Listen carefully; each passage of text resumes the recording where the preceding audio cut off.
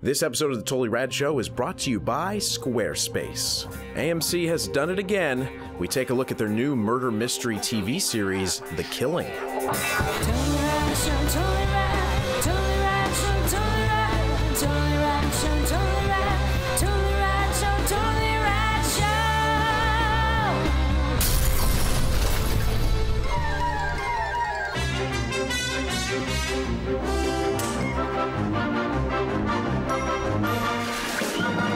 So we are back in TV, and we are talking about a new show on AMC called The Killing, which is actually based on a Danish program of the same name, except in Danish, probably. Dutch or whatever the hell it is. That's not. Terrible. That was not. Swedish. Why did I say that? Anyway, It only be that's bad. horrible. You benefit I didn't nothing. even get that. Nothing. Here we go. So anyway, it's come to the States. Woo! The show follows a single mother who is a detective who is on her last day, ostensibly, in Seattle as a homicide detective, going to be moving to somewhere like in San Francisco, Sonoma. Right? Sonoma. Okay. Moving to Sonoma to move in with her now fiancé. And in this sort of small town of Seattle, which I guess isn't really a small town, this young teenage girl goes missing and then winds up being murdered. So the interesting take on the murder genre, or the sort of crime genre that this show has, is it seems that this one murder is going to be what is covered in the entire first season, maybe even farther in, we don't know. So it's a little bit like a really long episode of Law & Order. Or Twin Peaks, Or less Twin weird. Peaks. Yeah. Or Twin Murder Peaks, One. less weak, or But Murder without all One. the Other lawyery stuff. So, Daniel Trachtenberg, dark, Dutch. My Two favorite. words I think of you, my friend. I love dark chocolate. Dutch chocolate. What do you think of The Killing? Younger viewers, my friends, this is a show that you may, if you're like me, you would see promotions for and look like, that's what my dad will watch that show. It looks boring to me, da da da. Even today, I would think I would be very bored by this show. I frickin' loved it. From commercial break to commercial break, I'm turning to Priscilla and I'm going, I love this. I don't know why. It's gonna be very hard for me to articulate why. There's just a vibe to it that I absolutely love. A couple things that I can note are, one, nothing is typical about it. Everything is, I mean, what's interesting is a lot of shows attempt to do mundaneness. In fact, the much beloved The Wire makes copism stuff very mundane. It doesn't take it as far as this show takes it, but it's freaking interesting and awesome. Not to rail against The Wire, but this show also makes I would sub out the word mundane and in for realistic. or regular, normal. The Office isn't really a train station that they made into a cop station with bright sunlight coming into the. It is just an office with paneled lighting and like everything is just totally normal. The directing, the shot is so poetic and awesome. It's like independent film, awesome filmmaking. The characters in this cop show, crime, whatever, don't feel like other characters that we would have seen in other shows or movies. They feel like people I know. Specifically, her partner that she's partnered up with. I can't even describe. I'd be interested if you guys could describe that character. I wonder how the writers described that guy. He's awesome to me. Yeah. I think he's awesome, but he reminds me of a guy I know. Like, he reminds me of people that I know that are like try too hard to be, but are like kind of not good at something, but it turns out he actually is a little bit good at what he's like. I love it. I love it. I'm fascinated by the crime, by what's gonna happen. Like, So you didn't hate it? I'm guessing you didn't hate it. I love it. Okay. Jeffrey. Dan, I love it more than you. Oh. There's no way. I love it more than Dutch chocolate fight. I saw it. Wouldn't you? No. Until, next week when a Game of Thrones premieres, this is my favorite show currently being produced on television. And I will echo everything you just said. It does not feel like television.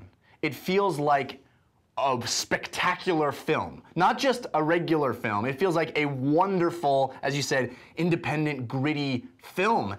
And it's interesting that you brought up The Wire, because I thought of The Wire as well, in the sense that The Wire illuminates the reality of what it's like, or attempts to, I think, illuminate the reality of what it's like to be a gangster, a cop on the beat, a teacher, you know, all through those seasons, or a newspaper man. Yeah. They really got into, I think, trying to get at the difficulty of the reality of that. Yeah. And this show does the same thing with procedurals. It's not Law and Order. It's not all the numerous procedurals that are out there. It feels very much like, man, it's tough to come to get a lead and follow that up and do some police work. And there's a whole other side of the show, which is the reality of what it's like for the family going through the loss of a child. Yeah. And there is some of the most powerful, poignant, true moments of those families. And where other shows would paint those people as potential suspects, and there is something weird going on with that family, for sure. But, mark my words. But seriously, let's go into that later, but But here, we stay with these people. We see how difficult it is. We get inside the emotion of what it must be like to have your, you know, it's a spectacular show. Amazingly acted as well. The two parents are and actors that I've seen before, and never have I seen those two actors do what they're doing now. Right. Yeah. Like I feel like a lot of the people in the show are from Battlestar Galactica.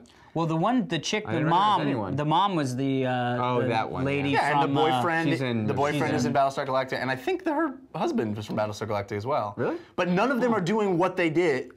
Clearly shot in Canada. Can I just jump in real quick to say that like like The Wire and shows like that are very in your face about how real it is. Yeah. This show isn't trying to say, look how real it is. It's just real. And it's very unpretentious. Yeah. That's the big thing. It's not trying to be bold in another direction. So I'm gonna. Sorry. Go. I pity the fool who doesn't have AMC and HD for the show. Yeah, me. Is that you? Yeah, totally. I'm sorry. I mean, because it is beautiful. Yeah, the TV's big enough, and it's just I'm missing bars. Wow. But I will say, AT&T, please get off your ass and get it for the Uverse.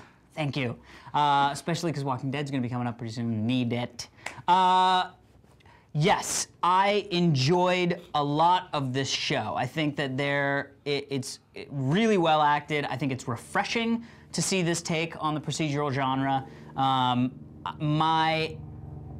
Though I agree with all of what you have said, I will play a little bit of the devil's advocate and say there is something that is a little disappointing about the fact that we're on this ride to discover this one crime where I feel like this group of people I would like to see tackle more than just one crime. And so I'm a little bit... You want bang for your buck. Yeah, I'm a little bit worried that I'm going to get that thing of like, by the halfway through the first season, I'm not going to give a crap who killed the girl. I just wanted something to happen. I don't know if that's going to happen, but that's my only my Spidey sense went off after the first episode when nothing... Dude, twists and turns. There are twists and turns. There's going to be so many. Twists and turns are okay, but like, you know. Damage, it's like a novel. You never got into Damages. No. I don't know if you watched it, but like... That's awesome.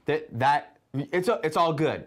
There's gonna be plenty of stuff that will crop up that you're gonna go like, holy. I mean, if the show is good, because I mean, look, we're excited about this now, and I was excited about Chicago Code, and that has left me high and dry. So, like, who knows? Well, we shall if it see. continues to be good, I think that won't be an issue if it's good. But the thing I think that this has over something like Chicago Code is I don't feel like they threw all their money into the pilot.